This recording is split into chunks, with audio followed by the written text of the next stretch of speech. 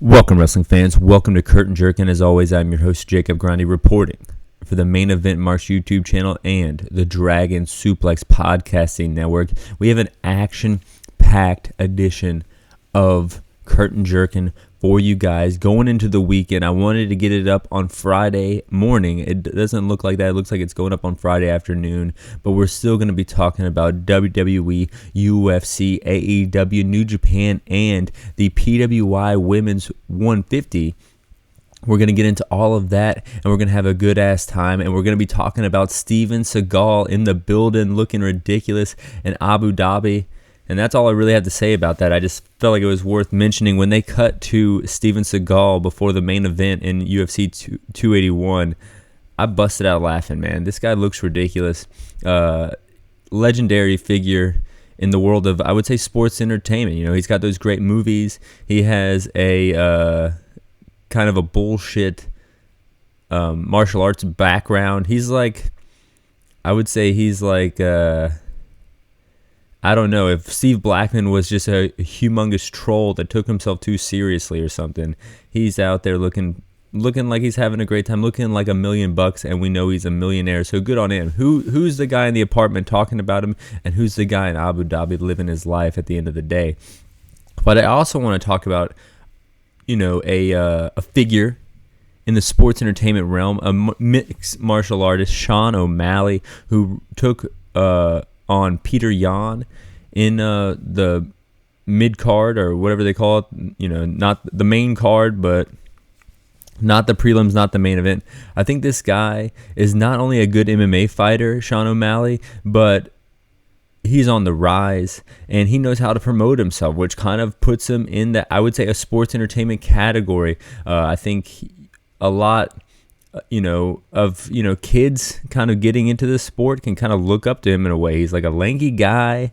He's got rainbow hair, face tats, looks ridiculous. He's kind of like, I think he could, bridge the gap between progressive fashion into MMA, kind of like how Wiz Khalifa kind of did that in the 2010s for rap music. Like he's not gonna, he's not a big tough guy. He's more of an artistic guy, but he still is a tough guy, kind of exactly like Wiz Khalifa. I know maybe that's a dated reference nowadays, but that's who I would compare him to. I think this split decision at UFC 280 against Peter Yan, beating Peter Yan, might be his Kush and Orange Juice era of his career. The main event, though, Charles Oliveira versus Islam Mekhalagov. I'm just going to say Islam because I don't want to be rude, because I know I'm not saying that shit right. As many times as I've heard it, I cannot say that shit right. Islam, trained by Khabib, versus the champ. This is a big fight feel in the Arab Emirates. It feels big. It is big. It's the titles on the line. Round one, go to the ground early, back up. Islam takes him down again. Champ bleeding from his eye. Round two, Islam punches Oliveira, knocks him down, chokes him out, and he taps him out too. Islam, new champ. Khabib in the ring. The GOAT's in the ring, and he challenges him for him. It's kind of like like a wrestling manager here. We have, Vader is the champ in Islam, and we have, oh man, I can't think, I'm blanking on his name. Oh, fuck. The guy who Flair beat at Starrcade. You guys know what I'm talking about. You guys are yelling his name at me right now, I hope. Man, I had the analogy right there. I love analogies. I love this wrestler. I love Khabib, but I can't fucking think about it, so I'm going to move on, even though it's still in the back of my head here. Man, I can't get it out. It's Harley Race. Boom. So, yeah, Khabib is like the Harley Race to Islam's Vader here, booking the matches for him, booking Volkanovski. Volkanovski in the crowd. Like, this is like some wrestling shit here. I know this has got to be predetermined to fly this Australian to Abu Dhabi and to have the GOAT Khabib challenge him in a match in Australia. A lot of people look at UFC and say, it's real, but there is a lot of showmanship within the personalities of the fighters, and of course, having Volkanovski in the crowd. He's not just chumming it up with Steven Seagal. He's there to have this moment happen, which is awesome. Don't get me wrong. A lot of people are talking about how, the Jake Paul fight and the Anderson Silva fight is rigged. And it's like all these pro wrestling fans. They have pro wrestling fan accounts on Twitter, and they're sitting here bashing the Jake Paul versus Anderson Silva fight because they think it's rigged. It's like, yeah, every fight that we watch is rigged, man. And every fight that we watch in wrestling doesn't have a personality that's captivating the audience like Anderson Silva has done in his career and like Jake Paul is doing currently. And you're going to sit here and bash that shit, man? Get out of here. If you don't like MMA and you don't like UFC and you don't like celebrity boxing, you really need to grasp why you like pro wrestling in the first place. And I love pro wrestling. I'll say that right now. I love WWE Raw. I love Dominic dropping the line, "I'm this generation's Eddie Guerrero." Eddie Guerrero is his generation's version of Dominic Mysterio.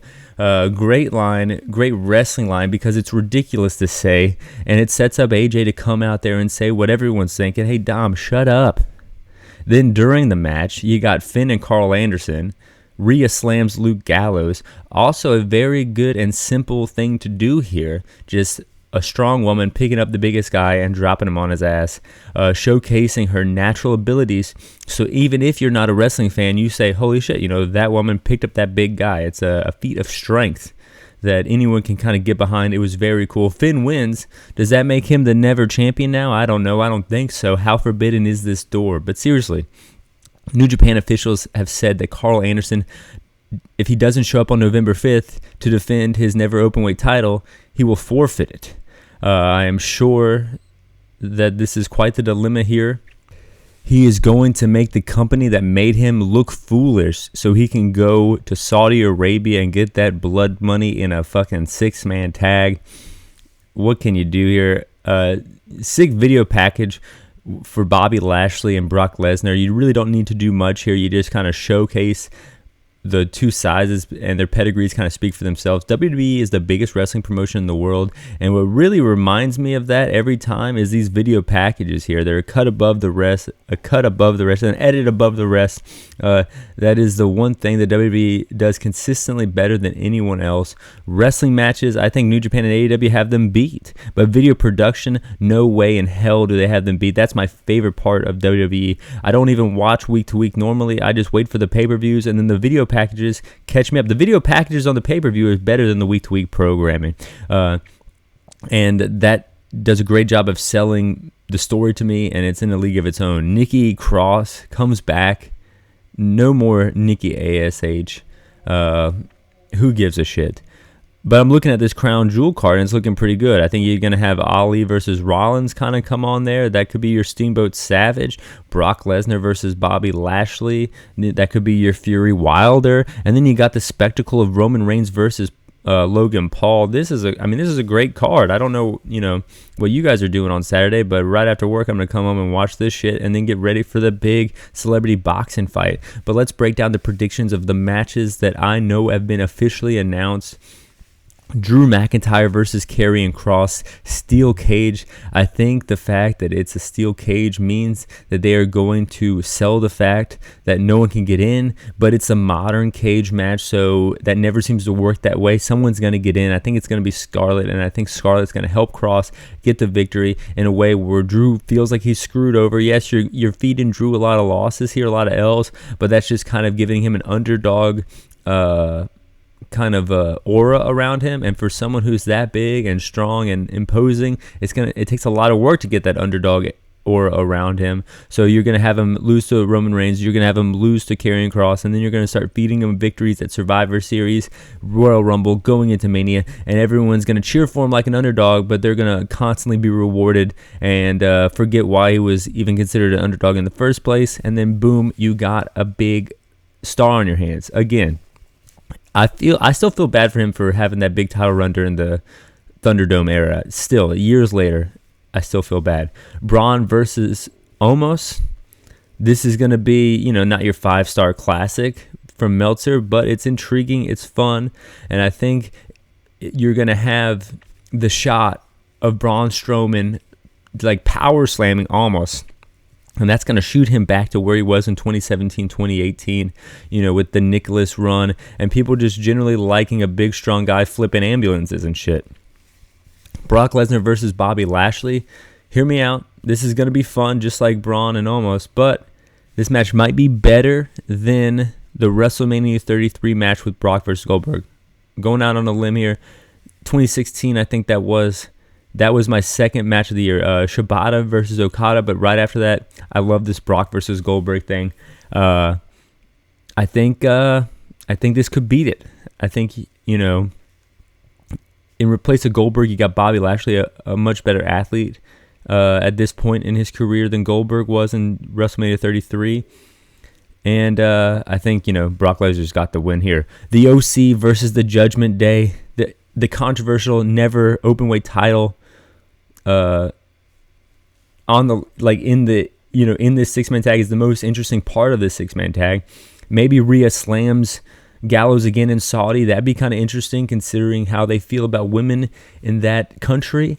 As long as she's covered up, she can do whatever she wants, maybe. I don't know. The OC will get the victory here, though. And then Roman Reigns versus Logan Paul. Roman is going to whoop his ass. This is not some type of David Arquette situation here. Roman gets the victory, no doubt about it.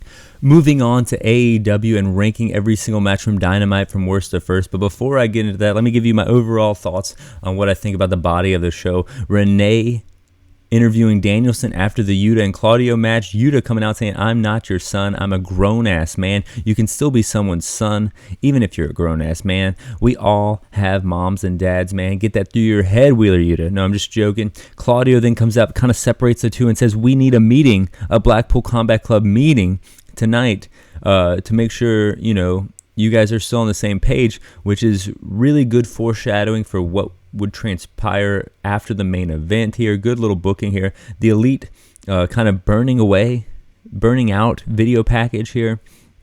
Really good video package here. This is, kind of shows you what the investigation unfolded here, that the Elite were in the right, I guess, and that CM Punk was in the wrong. We're going to get, heavily rumored that CM Punk is getting a buyout with a non-compete agreement attached to it, is what a lot of people are saying, in fear that CM Punk would actually return to the WWE after 8 years, despite AEW.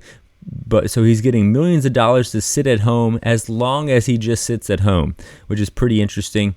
But the Elite coming back, I hope they come back a little more serious. As much as I like the goofy antics of Kenny Omega when he was holding all the titles, I think it's getting you want like maybe the goofiness from the Young Bucks, but you kind of want Kenny to be a little serious here, or maybe I just want Kenny to be serious.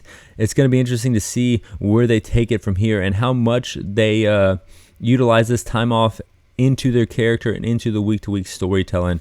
Jericho Appreciation Society promo. These guys are always hilarious, even when they don't mean to be. Saraya and Britt Baker. Saraya, what have you. Tomato, Paige Podge, and Britt Baker, both bickering backstage. And the new toy, Renee Paquette, kind of lays down the law. It's always the new toy who looks the best in AEW. So, unfortunately for Saraya, she was only the new toy for a few weeks in the women's promotion because Renee Paquette, even if she's not a worker, was there, and she laid down the law. Hey, you guys aren't going to bicker backstage this week. You're going to bicker in front of the crowd next week. And it's obviously going to set up Saraya versus Britt Baker at Full Gear. MJF, full face promo here, mocking Moxley, kind of like The Rock used to mock his opponents that he was feuding with.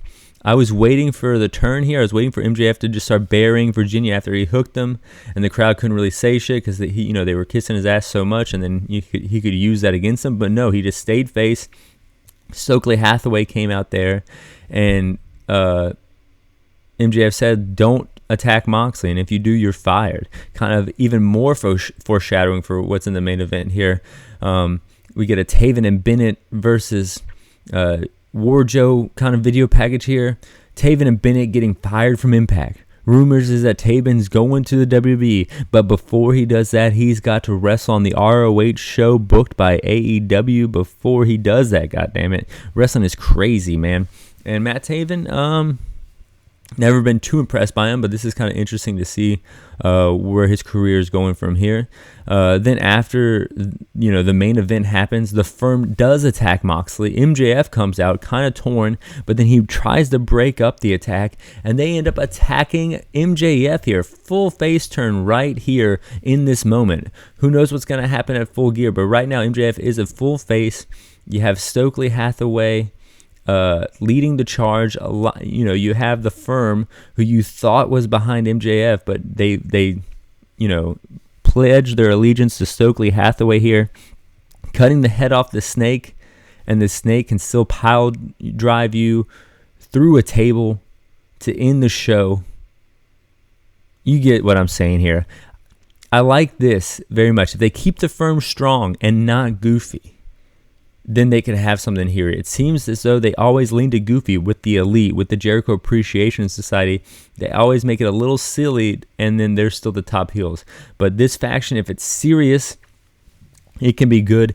And then you would have a whole new crop of guys that would be taken seriously and put in that main event picture. I think Ethan Page is ready. I think Lee Moriarty is ready. I think W. Morrissey is ready for that main event picture. I think Stokely Hathaway can be the mouthpiece, even though that most of those guys I named don't need a mouthpiece. And I think if you want to be silly with it, you can have the Gun Club, the lackeys of the group, be the goofballs, be the guys that are dressing up like FTR and doing the goofy stuff like that. But when it's time to attack, maybe kind of shed that away. Maybe when they're off on their own, they can be goofy, but don't have these other guys play into that goof role, because we've already seen that done a lot in AEW. And I think what would separate this group, what would separate the Firm apart from those guys, is have them be serious, have a serious heel faction. Let's see if they can pull it off. They definitely pulled off a great fucking show on Wednesday. 5 awesome matches, and I'm going to have them all ranked for you. Number 5, Rio versus Jamie Hayter. This match was good, but it was on a show full of great matches. Size discrepancy here, almost as bad as Gresham and Claudio at the ROH pay-per-view a few months ago, but styles make fights here. Jamie throws Rio up like in a Great Khali double choke slam. Rio jumps up, like flies even higher than what Jamie Hayter's arm, length is, and counters it into a code red. Great spot here. Jamie Hayter tries to hit the Rainmaker here. I don't know who owns the IP, but Okada might have a case on his hands. Backbreaker from Hayter, 1, 2, 3. Jamie Hayter gets the victory. Number 4 out of 5, Jericho and Garcia versus Claudio and Yuta. Jericho Appreciation Society pulling some BS right off the top. Code breaker by Jericho, 1, 2. Yuta kicks out. Jericho gets the bat, but Claudio doesn't give a fuck. He hits him with a power bomb. Claudio also hits him with a swing while Garcia is on his back at one point. Senton takes out all of Jericho Appreciation Society from Yuta. Uppercut off the top rope, looks like shit, but then it allows him to hit the Ricola bomb. 1, 2, 3. Blackpool Combat Club get the win.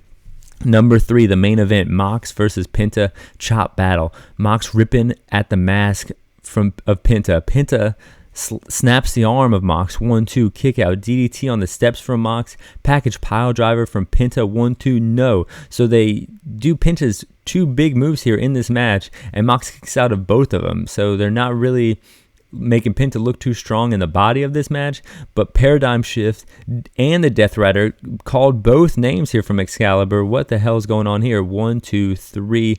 Champ retains, hitting the challenger twice with his big finishing move.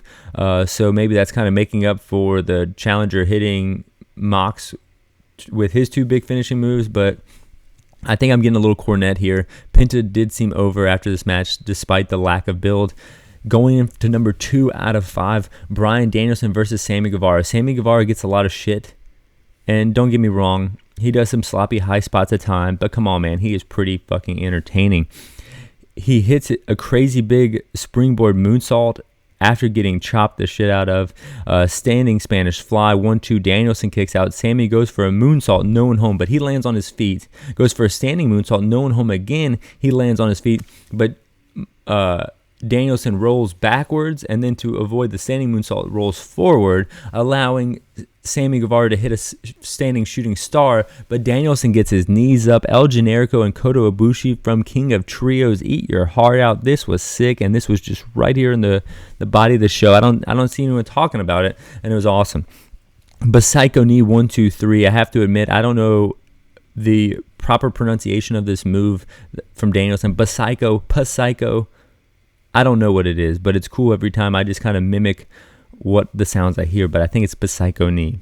But number one out of every single match from AEW Dynamite this week, FTR versus Swerve in Our Glory. This match was awesome. Gun Club at ringside, dressing up like FTR, looking ridiculous. The Acclaimed come out, get a bigger pop than the two guys in the match. The crowd cheering for the Acclaimed as the bell rings, setting the scene, setting the tone, setting up the tag division here. This was clearly the best match on the show. Too much awesome shit to talk about, really, but Dax catching Swerve off the top, going for a slingshot powerbomb, but getting counted and rolled up.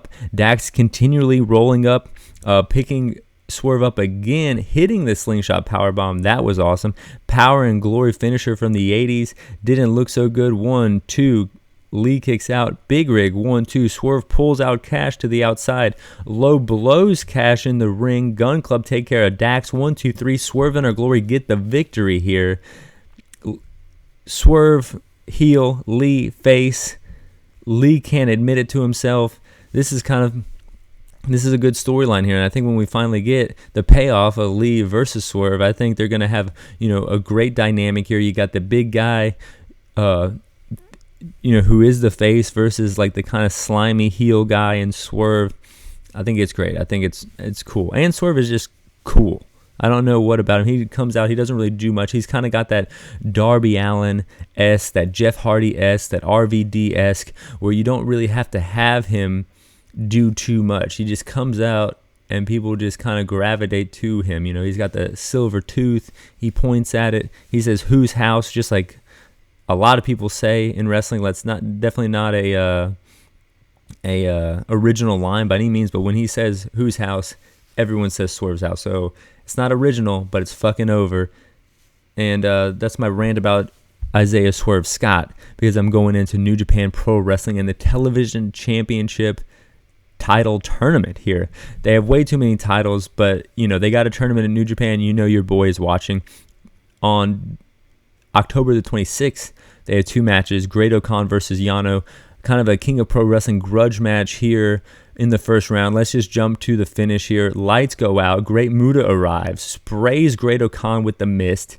Yano wins, and after the match, Muta wants to team with Yano and Okada versus Okan and two guys of Okan's choosing. Hell yeah. So Muta is looking like he's going to have a great last few months in the wrestling world. He's tagging or going up against Sting. He's also tagging with Okada. He's just like tagging with my top 10 all time here, it seems like. Then we have Ren Narita versus Ishii. Ishii usually a crowd favorite here, but New Japan crowds are cheering again, and they're cheering for Narita here over Ishii. Bitch slap battle for the ages. Ishii has to lock in a sleeper to kind of contain Ren Narita, not just dropping Narita like you would see in a lot of other opponents. This was just a great match, but Ren Narita pins Ishii with a bridging suplex to advance into the second round. 1, 2, 3. October 27th, we have Yoshihashi versus Evil. Evil doing evil shit as always. Togo getting involved. They did a great job convincing me that Yoshihashi might beat the former champion, which is, not what I was thinking going in. So great job to you guys. But everything is Evil connects. 1, 2, 3. Evil gets the victory. Zack Sabre Jr. versus David Finlay. Zack Sabre Jr. going after the arm the whole match and eventually rolls him up. 1, 2, 3. If you like Zack Sabre Jr., you probably like this match, but it's not in his top 50 in his career. It might make David's top 50, though. And now we're going to go into the PWI Women's 150. Of course, the PWI 500 is a controversial list every year, and lesser known is the PWI 150. But I want to talk about it. I have to admit, I don't watch Stardom, so a few of these ladies in here, I know their names, but I couldn't really say like why they're listed, where they're listed. And let's just start number one. Suri. Sorry guys, excuse me, but she's number one. She's over Bianca Belair. People are saying Bianca got screwed, and I can't really talk much about that. Bianca Belair is, I would put her at number one, probably. Thunder Rosa at number 3. You kind of forget that Thunder Rosa is there because she's, she was injured. or she's currently injured or taking time off or what have you there. But she was great during, so I can see her number 3. I think it's, controversial. She's the only AEW, well, no. She's the first AEW woman listed, and Britt Baker ain't in the top 10. Jamie Hayter ain't in the top 10. Tony Storm ain't in the top 10. So all the ladies throwing shade at her ain't making the top 10 list, but she's at number 3 holding the bronze medal. So what do you say with that? Number 4, Becky Lynch. That's pretty interesting. You see Becky Lynch as maybe like the best American woman, the biggest American woman star. And then she sits at number 4. But I honestly can't remember a lot of her matches from this past year. Jade Cargill at number 5. Of course, she's undefeated, so she's got to make the top 10 list. Jordynne Grace from Impact. Every match I see from Jordynne Grace, she's great. She's got, just this powerhouse, but still, attractive kind of woman vibe. And then you have another Stardom wrestler. Excuse me, guys. I'm going to say it. Saya Kamatani. She's at number 7. She beats Charlotte Flair. Once again, Charlotte Flair not on TV now, so you kind of forget about her. But if you look at her body of work throughout the year, she's up there. This is kind of like the Big E. Big E was ranked at number 8, and I think people were kind of scratching their head. But then you go back and look at their cage match, and you're like, oh, shit, yeah, these guys are awesome. Of course, they need to be in the top 10 like every year. Number 9, Starlight Kid. She's very giftable. I feel like this is kind of like she's like the Vikingo of this list here, kind of making the top 10.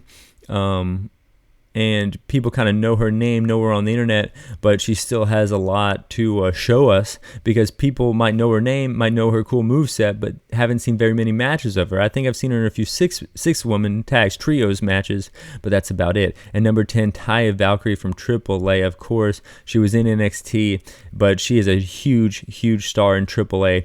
And I saw that, at Triple Mania, so it's cool to see her at number 10. I don't really have too much controversial things. I think what's controversial about my opinion on the women's 150 is I agree with it as much as I know about it. Of course, you could move around the Stardom ladies, and I would just have to listen to you and trust your opinion if you do watch the shows. Thank you guys for listening. I'm late for work because I wanted to talk to you guys about wrestling, so I hope you guys appreciate it. I hope you guys leave a comment below if you're watching this on YouTube.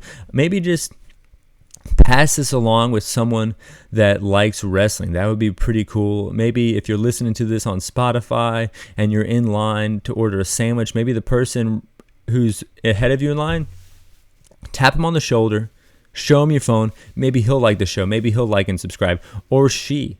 Maybe she'll like and subscribe. Maybe if you're on a date for the first time, maybe the first thing you can bring up is that you listen to this show, and maybe she's a fan too. You never know. Spread the word. I love you guys. Fly high. I'm out.